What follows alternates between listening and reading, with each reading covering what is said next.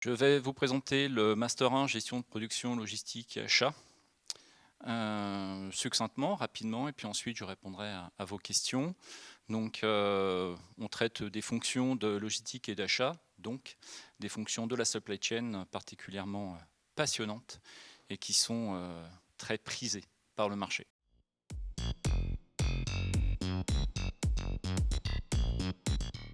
Cette présentation rapide du Master 1 en 3 points. Déjà, vous redéfinir très rapidement ce dont il s'agit. Ce sont donc des fonctions du management des ressources externes avec vraiment la vocation de créer de la valeur. Donc le principe, c'est d'identifier le besoin existant au niveau de l'entreprise, de le challenger, ce besoin, de le remettre en question, de le redimensionner éventuellement.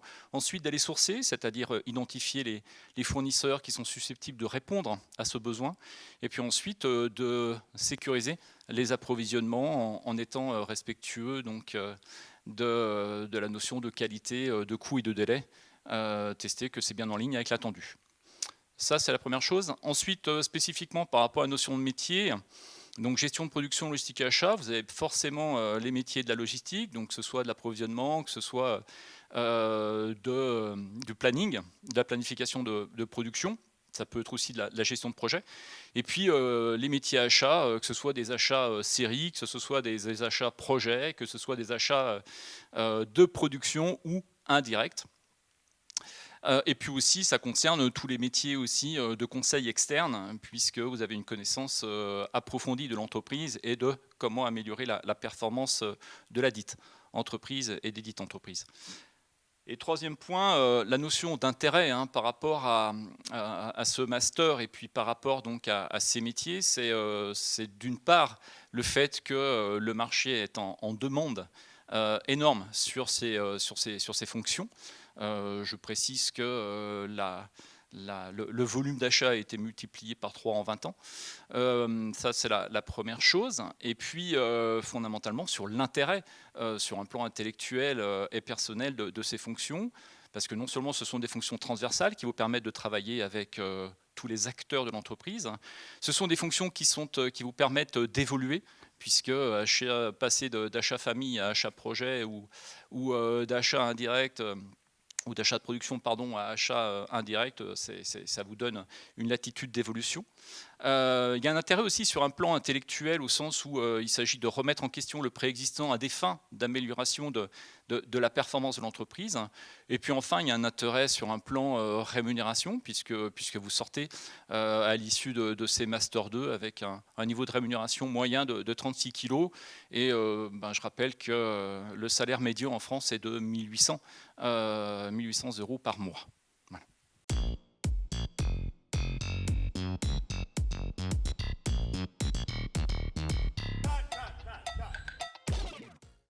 Donc les critères de sélection, c'est au premier chef le niveau des notes universitaires. Donc le niveau global des notes, alors effectivement il y a un petit zoom spécifique sur le S5, le semestre 5, mais sinon c'est vraiment toutes les notes pour voir ma foi la globalité de la qualité du cursus et puis de vos habilités, de vos agilités. Et puis aussi le deuxième aspect, c'est l'aspect motivation et donc de façon liée la connaissance que vous avez du domaine, que ce soit de la connaissance liée aux matières qu'ont pu vous être enseignées dans votre cursus, ou alors que ce soit lié à votre réseau ou vos expériences professionnelles, personnelles, dans le cadre de stages ou dans d'autres situations. Voilà.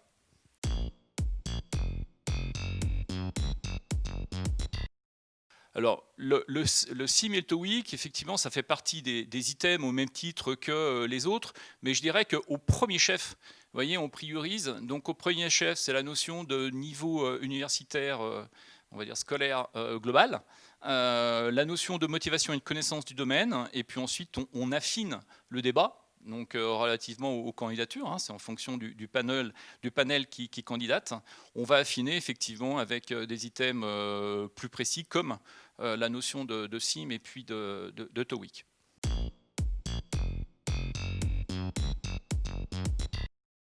Toutes. Non, mais en lien avec ce que je viens de dire, c'est vraiment de la nécessité d'avoir un niveau universitaire, scolaire enfin, qui se tient, ferme. Et puis, effectivement, si vous avez connu des matières, on va dire des matières industrielles, que ce soit de la gestion de production, que ce soit de l'achat, si vous avez pu avoir des cours d'achat, bien entendu, on regardera particulièrement en complément ces matières. Mais c'est vraiment une globalité, une fois de plus, qu'on souhaite. Et on souhaite, ma foi, un sérieux et des gens qui ont une vraie capacité ma foi, à l'exigence vis-à-vis d'eux-mêmes et puis à savoir travailler.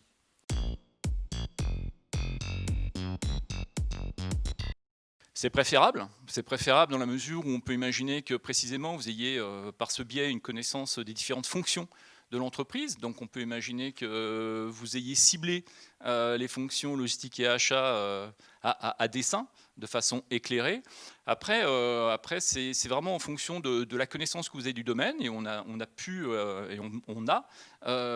des licences lettres, des licences de langue, mais effectivement qui ont une connaissance du domaine, que ce soit une connaissance liée une fois de plus à leur réseau personnel, que ce soit des connaissances qui soient liées à leur expérience avec un S à la fin.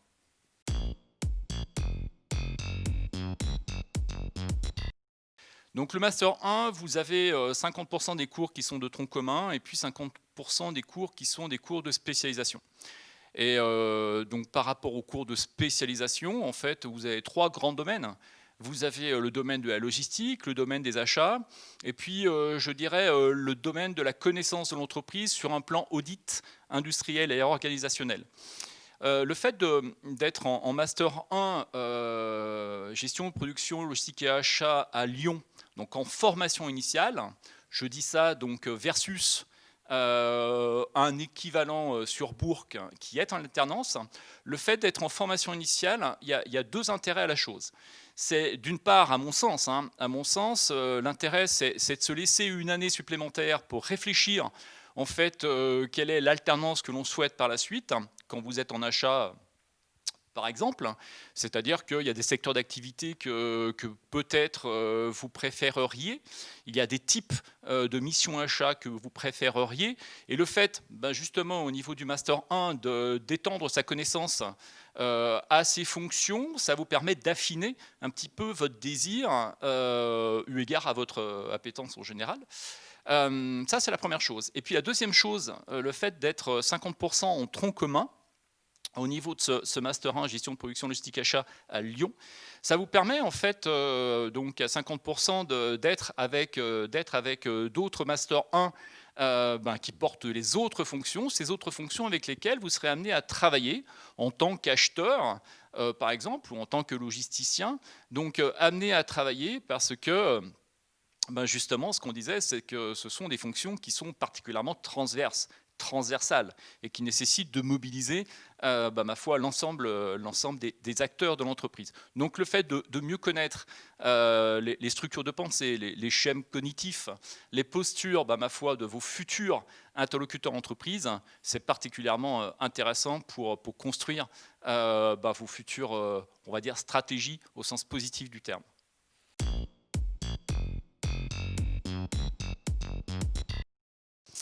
Alors fondamentalement, sur les cours de spécialisation, vous savez, les différents intervenants, ce sont des praticiens d'entreprise. Donc leur discours, c'est un discours qui concerne le pragmatisme et des aspects totalement opératoires. En sachant que c'est une évidence que par rapport à ces éléments pratiques, vous avez toujours un mouvement qui consiste en fait à voir quels sont les invariants entre ces différentes pratiques d'entreprise, histoire de vous doter d'une connaissance générique en fait des entreprises et de leur organisation.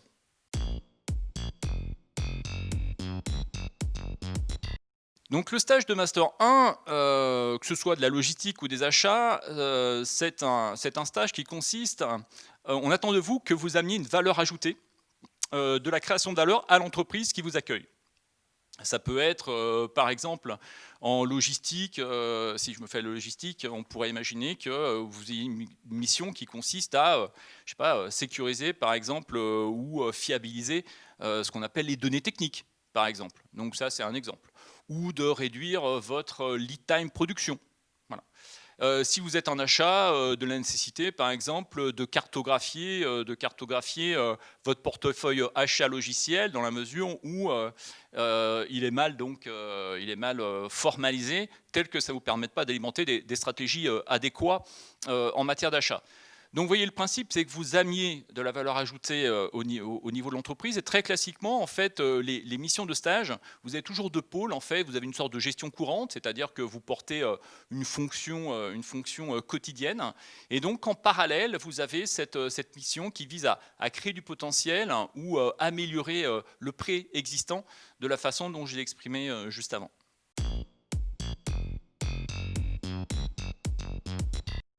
Alors, au niveau de l'IAE, comme vous le savez, déjà on les aide, beaucoup, et oui, par ailleurs, nous avons un réseau qui nous permet en fait, d'alimenter, des stages.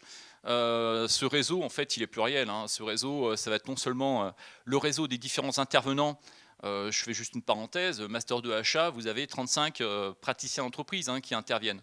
Donc vous imaginez bien que, l'expression des besoins au niveau des entreprises, ces expressions, on les capte.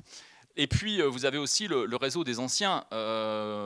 Autre parenthèse qui concerne le master 2 management des achats. On est donc en plus, hein, en sus du réseau alumni, on est sur un LinkedIn du M2 achat avec 550 personnes donc, qui font partie de ce réseau.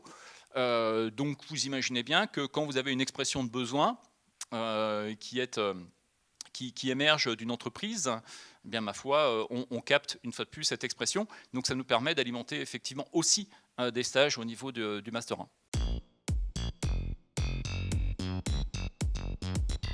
Donc par rapport aux modalités, en fait, à l'issue de votre Master 1, pour l'essentiel, hein, et pour autant que votre parcours, que votre cursus et que votre profil, on va dire, soit entre guillemets cohérent, a priori, vous vous destinez soit au Master 2 Management industriel et logistique, hein, qui est à Bourg et qui est en alternance, soit effectivement vous visez le Master 2 Management des achats qui est à Lyon et qui est aussi en alternance. En sachant que ce Master 2 Management des achats, vous avez deux options. Vous avez une option donc achat industriel et qualité, et puis une option indirect, achat indirect. Et donc, dans la plupart des cas, de toute façon, on a pu tester votre qualité durant le Master 1, et donc, sauf exception, mais vous êtes destiné à aller sur l'un de ces deux masters, en sachant que, a priori, hein, c'est lié en fait aux candidatures de Master 1. A priori, on est plutôt sur les gens qui sont à Lyon pour 2 tiers vont en Master 2 achat et pour 1 tiers vont en Master 2 logistique. Et puis l'équivalent, on va dire, à Bourg, c'est l'inverse, c'est-à-dire qu'il y a une dominante logistique à Bourg et vous avez 2 tiers de leur Master 1 qui s'appelle Management des opérations qui va, donc 2 tiers qui restent chez eux en Master 2 logistique, et 1 tiers qui viennent chez nous au niveau du Master 2 management des achats. Alors quand je dis chez eux, chez nous, c'est juste un vocable pour positionner géographiquement les éléments, hein. Nous sommes la même maison, l'IAE de Lyon. Je vous remercie de votre écoute d'une part, et puis soyez effectivement attentifs aux opportunités marché fondamentalement, parce que les organisations bougent, changent, et vous avez des besoins qui émergent et qui sont très importants. Les achats et la logistique en font partie, vous l'aurez bien compris. Et puis, je peux que vous conseiller d'aller rencontrer les étudiants actuels de Master 1, gestion de production, logistique et achat, et puis éventuellement donc les étudiants de Master 2, management des achats, ou les autres étudiants qui vous permettront d'affiner votre visibilité sur ce dont il s'agit. On vous remercie une fois de plus de votre écoute.